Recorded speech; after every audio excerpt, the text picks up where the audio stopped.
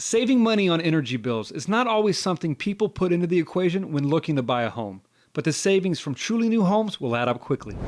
Did you know a home built today is roughly 30% more energy efficient than a home built 10 years ago? Once you factor in all of that cost, you might be able to afford more than you think. So take this AC unit for example. It's a 10 SEER. That stands for Seasonal Energy Efficiency Ratio. Think of it like this. If you go from an 8 SEER to a 16 SEER, you double that SEER number, that will roughly cut your operation annual cost in half. So you could have this, or one of these, a newer, more energy efficient HVAC system. I'm here with Jason Lamberti, the expert in energy efficiency, but Jason, it's not all about the SEER rating, is it? Now, there's three things that you really need to consider when you're trying to have an efficient HVAC, and I'm happy to say that new homes deliver on all three of those fronts. Number one, obviously, having a high SEER rating, but also the size of your system really matters. And then on top of that, the sizing of your ductwork as well as the seal inside of that ductwork is very important and critical. If you don't have all three components sized right, well then you can end up in a situation where for every dollar you're saving with the higher SEER unit, you're giving a quarter to 50 cents back in energy savings loss. Right.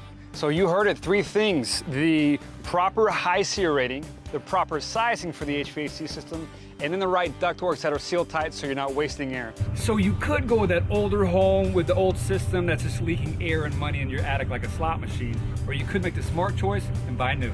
So this home was built in 1996, and I know what you're thinking, it looks fine. But if you take a closer look, you'll start to see that some of the siding joints aren't caulked, the trim isn't caulked, the windows aren't caulked, and water can get inside here, rotting that wood, and that creates a conducive condition for mold and termites. So let's see what's underneath.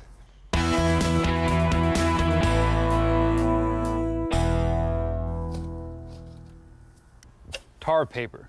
This is how they used to do it. How do you think it compares to what we use today? So I'm here with Clay Thornton, construction manager, and Clay, we've come a long way since that old felt paper, haven't we? We've come a long ways. What you see here is a fiber paper that keeps the wind and the rain out, yet it allows the moisture and the air from the inside to escape. And I've heard there's even a house wrap that can help with energy efficiency. There is a foam house wrap that will help increase the R value on the walls. So R value translates to savings, right? That's right. So new houses have evolved with the components and the materials and the building methods to not only help with weatherization, but to help with energy efficiency, saving you money.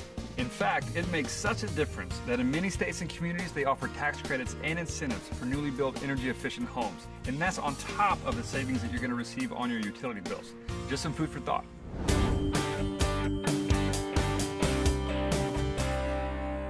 So I am here in yet another attic, and it is hot.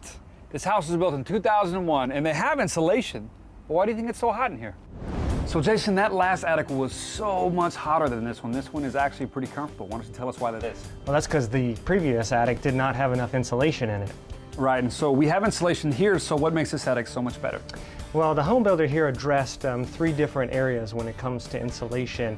Number one, you'll notice that they have really nice blown-in insulation here. It goes up to about 11-12 inches, and that's providing a nice barrier between the attic space and the living space below the ceiling there. Then on top of that, they have a radiant barrier applied to the roof, and what that's doing is just rejecting heat from even getting into the attic. Right. And then finally they address ventilation. They have good vents coming from the eaves, and that allows heat to move on up and exit right out through the side of the roof. Great, so we have insulation the right amount and where we need it. We have a radiant barrier keeping the attic cooler, keeping the house cooler, and then we have ventilation, the proper type of ventilation so that air is moving through the attic, making this more comfortable. Exactly. So buy that used home if you want to, but I kind of like these new attics. You may be able to afford more home than you think. If you purchase a home with certified energy efficient features, in some parts of the country, you may qualify for an energy efficient mortgage. Plus, the resale value on these homes is often higher than similar non-efficient homes. So there is that.